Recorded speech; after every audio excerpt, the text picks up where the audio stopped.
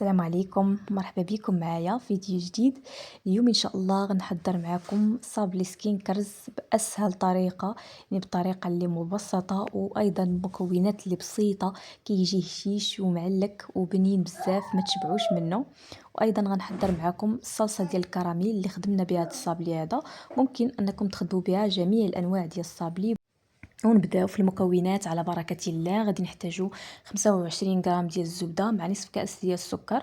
كنديروا غير نصف كاس لانه غنديروا الكراميل في الصابلي باش تجينا واحد الحلاوه اللي معتدله، ما يجيناش حلو بزاف. بالنسبه للسكر ضفت ليه واحد القبيصه ديال الملحه، يعني كنضيفوها كتبقى قاعده في جميع انواع الحلويات كتعدل لينا الذوق. غادي نخدم ديك الزبده مزيان حتى تنسجم مع داك السكر، وغادي نضيف كاس ديال الزيت. بالنسبه لهاد المكونات ديال الصابلي راه تقدروا تخدموا بهم يعني بزاف الاشكال ديال الصابلي. هاد العجين هذا كيجي رائع، كتجي واحد العجينه اللي هشيشه ومقرمشه وما كدي فورمه حتى شي حاجه. غادي نضيف 2 حبات ديال البيض، وغادي نضيف النكهه ديال الكراميل اللي ما متوفراش عندها. ممكن انك تعوضيها بفلون ديال الكراميل. وضفت ايضا واحد الكيس ديال السكر فانيليا. وغادي نخدم هاد المكونات مزيان، وغادي نبدا نضيف الطحين يعني بشويه بشويه. وتقريبا راه الكميه اللي هزت ليا هاد العجين هذا 450 غرام. كتبقاو تضيفوا الطحين حتى كيبان لكم الخليط ديالكم راه مزيان، يعني في واحد القوام اللي مزيان. انا كنخدم وكنشوف يعني وكنزيد عبرت معكم باش نعطيكم يعني العبار مضبوط. وضفت هنا واحد نصف ملعقه صغيره ديال خميره الحلويات.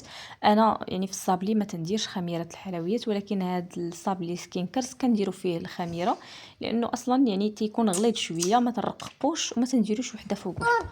يعني عادي واخا نديروا خميره الحلويات ماشي مشكل. انتم كتشوفوا يعني القوام ديال العجينه كيفاش داير. انا درت يعني مباشره سرحته وطيبته. يعني الا كنتو يعني عندكم الوقت ديروا في الثلاجه واحد المده ديال نصف ساعه، عاد خدموا به غير باش تجيكم يعني الخدمه سهله. كناخذ هكذا بلاستيكات وتنسرح مزيان الصابلي ديالي. ما ترققوش بزاف، انا نحاول نوضح معكم يعني السمك ديالو. ممكن نقطع هكذا، ممكن انكم تستعملوا اي قطعه بغيتو، ديروا شكل دائري او يعني هكذا شكل طويل، يعني اي شكل عندكم خدموا به. وكنستمر بحال هكذا. كنقطع وكندير في هذيك اللاطه اللي فيها السيربات. ماشي ضروري الصراحه هاد الصابلي هذا ماشي ضروري انكم ديروا سيربات، لانه اصلا يعني ماشي بحال الصابلي اللي كنزينو هكا شي تزيين بسيط كنبغيو تبان فيه ديك الرشيمه. ونقطع هكذا حتى نكمل ديك الكميه كامله اللي عندي. وهنا راه كنت شعلت يعني الفران باش يسخن، وكنقصوا ليه يعني الحراره تكون مهيله. بالنسبه للاخوات بزاف تيقولوا لي شنو هو السر ديال اللون ديال الصابلي. السر ديال اللون ديال الصابلي هو الفران يعني تكون النار اللي هي مهيله، وعطوه يعني وقته في الطياب كيبغي الصبار لانه تاخذ وقت طويل هو تيطيب. ما خصش يعني الفرن يكون مجهد عليه يبان لكم تحمر. كتخرجوا من الفران وتيلوا ما تيبقاش مقرمش وزوين، وفي الوقت ما تصلوش يعني على داك اللون اللي كيكون موحد. داكشي باش يعني الصابلي يعطيوه الوقت في الطياب ديالو، وتكون النار الفران يعني يكون مسخن من قبل، وتكون النار اللي مهيله. وصبروا عليه يعني وخليوه ياخذ وقته في الطياب. صافي كنستمر هكا حتى كنكمل ديك الكميه كامله اللي عندي، وغادي ندخلها للفرن.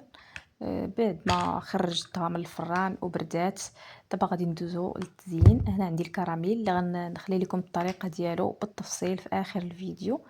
راه بسيط وكيجي رائع، يعني تلصقوا به اي صابلي. ممكن انكم تضيفوا ليه حتى النكهات اللي بغيتو. يعني هذا الصراحه انا معتمد عندي، ما تنخدمش بديك التعليكه ديال الجليكوز والناباج، تنخدم بالكراميل وتنضيف ليه اي لاغون بغيت. كندير هكذا واحد الكميه ديال الكراميل يعني تكون كميه مهمه. وكندير هذاك كاوكاو بلدي اللي حمرته هكذا شويه في الفران وقشرته، حيت لي القشره ديالو وكنزين به بهذا الشكل هذا. ممكن انكم ديروا اللوز، يعني تخدموا اللوز راه كنقطعوه يعني هكذا دوائر وكندخلوه الفران حتى كيتحمر، وكنزينوه بنفس الطريقه. ولكن انا الصراحه يعني فايت درتو باللوز، درتو باللوز هكذا افيلي. ولكن كنفضل هذا ديال الكاوكاو، ما عرفتش واش غير انا ولا كلشي. داك المذاق ديال الكاوكاو مع الكراميل كيتواتى وتيجي واحد الطعم اللي رائع. هنا عندي الشوكولات اللي ذوبته، وكنبقى ناخد واحد الفورشيط وناخد واحد المعلقه، وكنحاول يعني داك الشكلاط يكون غير من الفوق، وكنخليه هكذا يتقطر مزيان. وكندير واحد بابي كويسون اللي درتها هكذا في الشكلاط كنحطها فوق منه، وكنبدا يعني فاش تنحطهم تنبدا نجرهم هكذا شويه باش نتخلص من دوك البقايا ديال الشكلاط، ويجي لي الصابلي مفيني والخدمه يعني تكون نقيه. وكنستمر بحال هكذا حتى كنكمل ديك الكميه كامله اللي عندي.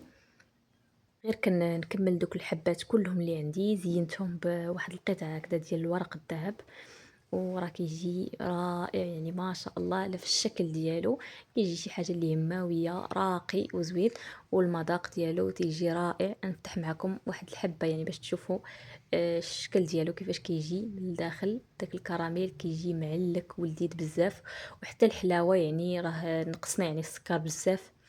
ما كيجيش يعني حلو ديك الحلاوه اللي تتقهر، بالعكس كتجي واحد الحلاوه اللي متوازنه.